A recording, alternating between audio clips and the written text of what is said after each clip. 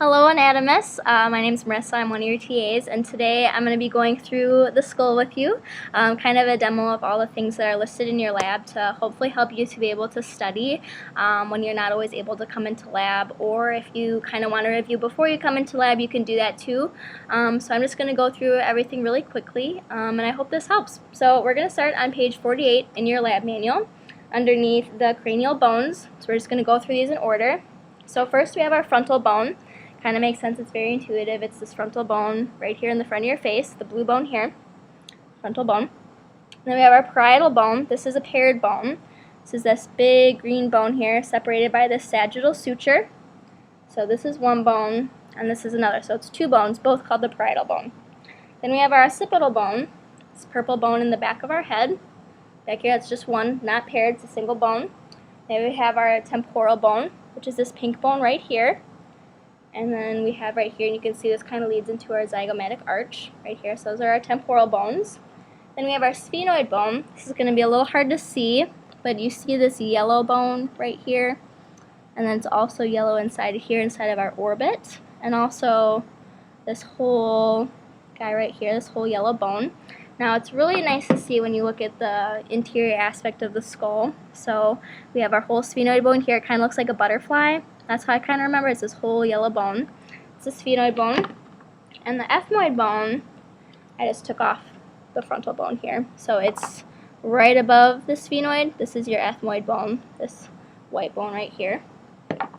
So when you want to see that on the skull when it's intact, it's actually right inside the orbit, this white bone. That's, again, the ethmoid bone. Here, I'll point to it with this. So right there, that's the ethmoid bone. Okay, so those are the cranial bones. So now we're going to move on to the facial bones. You can all obviously see them in the face. So first is our nasal bones. They are these brown guys right here. We have two of them, nasal bone. Then we have our lacrimal bone. This is the yellow bone right here, yellow bone right there. And then we have our maxilla, which is up here, kind of the upper portion of our mouth and the front of our face. It's this whole blue bone right here. That's all the maxilla. And then we have our zygomatic bone. We have two of these. So it's this nice orange bone. I kind of remember because it kind of looks like a Z. If you imagine it kind of zigzagging like this, if you can use your imagination, kind of looks like a little bit of a Z, zygomatic bone. Got it on the other side right here. There's zygomatic bone. And we have our palatine bone, which is underneath here, which is this brown bone right here. So this is our palatine bone. Kind of comes down a little bit right here. You can kind of see that. And this is a part of our hard palate. This whole area is considered our hard palate. So then we have our vomer bone. This one is actually my favorite. I think it's kind of weird. So this yellow bone right here is our vomer bone. It's kind of like a long spear almost when you take the skull apart. So it's almost like our nasal septum. The vomer makes that up. Vomer, right? I use a little stick. Right there. That's the vomer bone. Okay, and then we have our inferior nasal concha, which are these pink guys on either side of the vomer. So right there and right there. Sorry, it's really hard to point with the stick. So these are our inferior nasal concha. We have two of them on either side of the vomer. And then we have our mandible, which is what we think of our jaw. Okay. This is the mandible. So this whole bottom part of our jaw is considered our mandible. So now we're going to move on to page 53, starting with the lateral aspect. Lateral means this side of our face. So we have our external auditory meatus. It's this hole right here. It's where we have our ears. Our ears are right here. So external auditory meatus. Then we have our mastoid process, which is this little guy down here. And you can actually feel this behind your ear. If you kind of touch right there, you can actually feel your mastoid process. Right there, mastoid process. Then we have our styloid process, which is kind of interesting bone. It's this little kind of pokey bone right here. That's our styloid process. So right next to our mastoid process. Mastoid process, styloid process. And then we have our mandibular condyle, which is this guy right here. This is our mandibular condyle. Right there, it goes into kind of that groove for our jaw. And then we have our coronoid process, which is this guy right here. This kind of pokey part here almost looks like a dolphin fin or something. So that's our coronoid process. And we have our mental foramen. Foramen means hole. So our mental foramen is this little hole right here. You can kind of see it on the skull. We actually have a mental nerve that comes through there. It's very interesting. And then we have our temporal fossa, and this is where we kind of like massage our temples when we have a headache.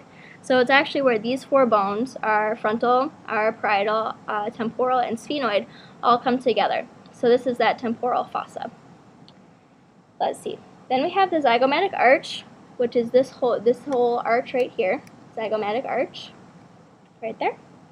And then we have, moving on to the anterior aspect, our orbit, so which would be just this space right here, ID space, Dr. Townsend would put, so orbit is where our eyes are. Then we have our supraorbital foramen, which is right here. And now some people will have an actual hole here, and some people have a notch, like this guy. So this one's got a notch, and you can actually, again, you can kind of feel under your eyebrow and feel if you have a hole or a notch. I have a notch, so yeah, so that's the supraorbital foramen right there. And then we have our optic canal. It's where our optic nerve goes through. You can actually put a probe through that. It goes through our sphenoid bone. Again, it's that yellow bone right there, optic canal. And then we have our superior orbital fissure, which is, get the probe in there, it's kind of, let me see if I can point to it well. It's this long fissure right there, if you can see it. Yeah, so it's kind of that long groove of space. That's a fissure. So that's the supraorbital, or excuse me, lost my spot. Superior orbital fissure. So now we have our infraorbital foramen, kind of similar to the supraorbital foramen, just this hole right here. Again, we have two of them. We have the other guy right there. And then we have our nasal cavity, which is just this space right here. So now we have the inferior aspect.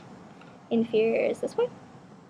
We have the hard palate, which is considered both of these bones, both the maxilla here and the palatine bones. So this is considered the hard palate, the two of them together. And we have our mandibular fossa, which is where this condyle goes into this fossa here. So it's this groove right there. It's the mandibular fossa.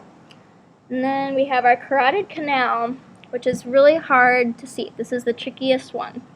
So I'm going to see if I can show it to you well on this video. So see where my probe is? This big guy, this is the jugular, this largest hole in the skull. So if you go just anterior to that, you have a little hole right here. So see, now down here is jugular, up here, and that's the carotid. So that's carotid right there. This one you might want to come into lab again and look at this because it's hard to see on this diagram. So we've got the jugular, and then right above it, carotid canal. So then we have our stylomastoid foramen, right next to the stylomastoid process, or styloid process, excuse me. It's this little hole right here.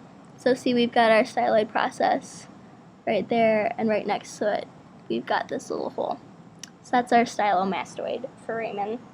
And then our foramen magnum, it's just this big guy right here where our vertebral cavity can go into our skull, all that good stuff.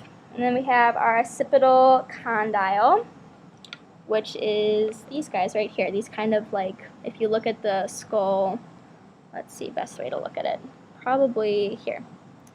Okay, you see these two bumps that kind of protrude posteriorly? Those are the occipital condyles. So you can kind of see them, just these big bulges right here. Okay, so now we're going to do, last but not least, on page 54, the cranial cavity.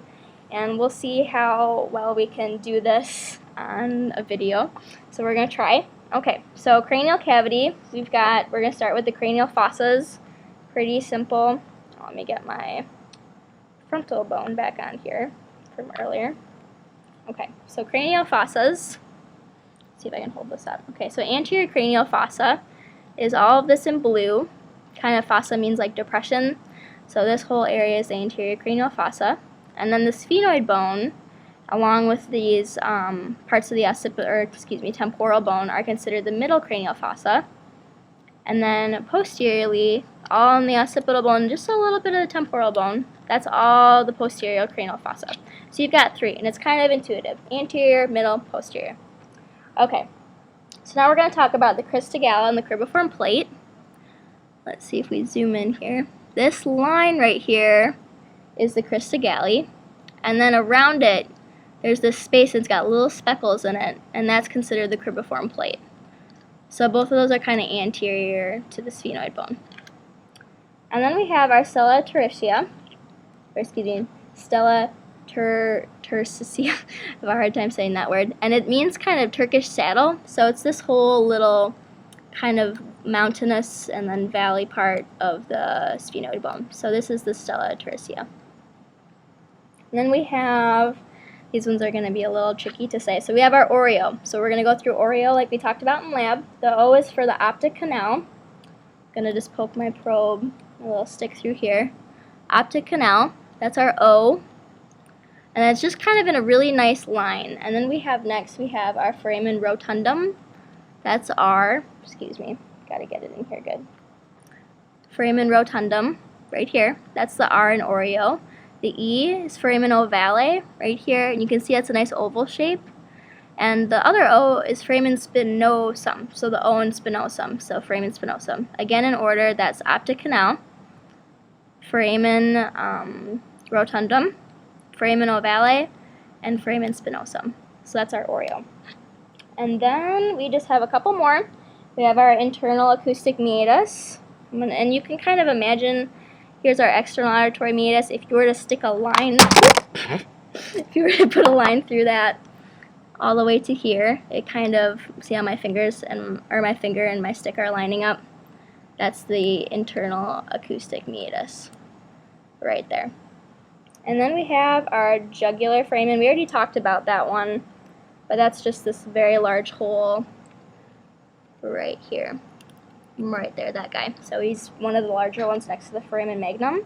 And last but not least, we have our hypoglossal canal, which is right on the side of a foramen magnum. And it's kind of tricky because you can't really see it if you see, like, where's the hole? You can't really see it, but if you tilt it like that, there it is. So I hope that helps you guys. I am sorry if you couldn't see anything clearly, but if anything, that's going to give you kind of a good idea of what you're looking for and hopefully help you study. So good luck on your practical exam. Again, the TAs will be in lab to help, and we're praying for you guys, and we'll know you'll do awesome. Good luck and great job. Bye.